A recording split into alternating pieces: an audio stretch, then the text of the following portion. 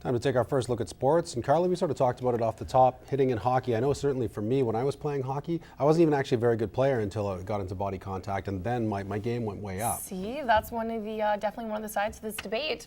Hitting and hockey, they go together like peanut butter and jelly, like MacGyver and his pocket knife, like Mickey and Minnie.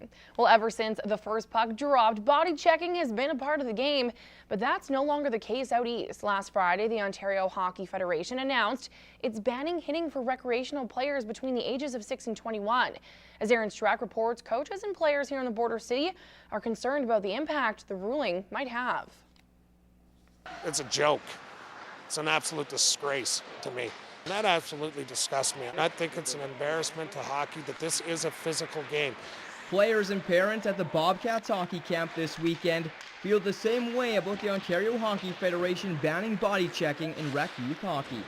Hockey's meant to be playing physical and battling, and if you take out hitting, it just changes the entire motion of the game. It's going to lead to more injuries when the kids get older. Learning how to hit and take a hit is huge, especially in the game today with you see all the concussions and stuff happening. If the kids don't know how to protect themselves, then you're going to see a lot more concussions and a lot more injuries. While most disagree with the decision, some coaches see the benefit. I'm not against it.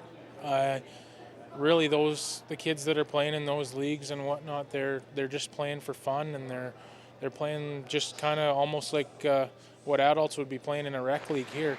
It's the same type of hockey, so why not eliminate that injury? Ontario is the first province to make the rule change.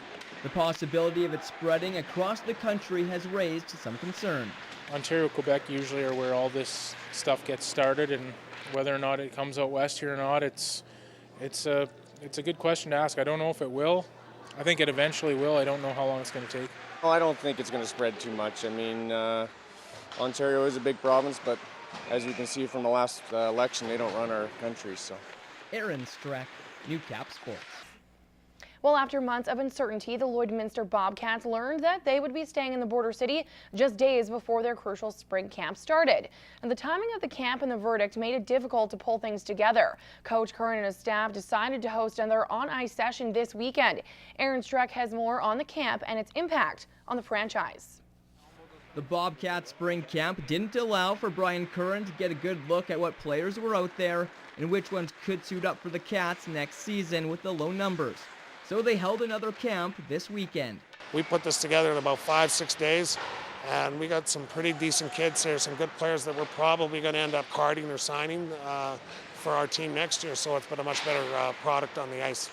The timing of the camp allowed players who were tied up a few weeks ago to attend and gave the opportunity for some to come back for another go-around. I've been to this camp the past 3 years, ever since coming out of the Bantam AAA here, and I've went to their spring camp a few weeks ago and had a good talk with the coaching staff and stuff, and they invited me back to this camp, so felt good about it. Probably back there was other camps going on too, so now that all the spring camps have kind of slowed down, they can bring different guys in. The Bobcats under Coach Curran were a physical defensive team last season. Most of the 40 players who attended this weekend's camp fit into his mold, while some brought an offensive upside. I'm a grinder. I like to bang bodies, shoot pucks on net, fight if I have to. I try to keep my game pretty consistent, so I wasn't trying to go in, trying to be a show-off out there. I just play my game, play nice and simple, use my speed, use my what I'm good at, use my skills, and that's what I do every camp. We have to have about 6 or 7 18-year-old, 17, 18-year-old kids play for us, because that's a requirement from the league, and we think we found about probably 4 or 5 today. So if we can get them to sign with us, then we've got some of our stuff already, we've overcome some of the battles that we have to deal with all summer. Bobcats' main camp is still months away. Coach Curran still has more scouting to do, but he says he saw a lot of potential this weekend. Aaron Strack, Newcap Sports. After a successful synchro swimming season, the Border City Stingrays put on one final show on Sunday for family and friends, a very fitting occasion for Mother's Day. We all get to show what we've learned this year and just try our best to show off to everyone. The annual year-end show allowed for the swimmers to reflect on the highlights of the season. We did really, really well. We always do well on the Saskatchewan side. Most of the girls got medals and ribbons, and then we went to Okotoks, and we also did very well there. Now that the season has wrapped up, swimmers can't wait to get back into the pool and get ready for next year's competitions. To just building up my strength and working with other girls, and just a great year. And you get to learn new things. You get to try out a bunch of new flips. You get to do splits underwater, boosts. It's really fun. The Stingrays are holding a free synchro day next Sunday from 5:30 to 6:30 for anyone interested in joining the program.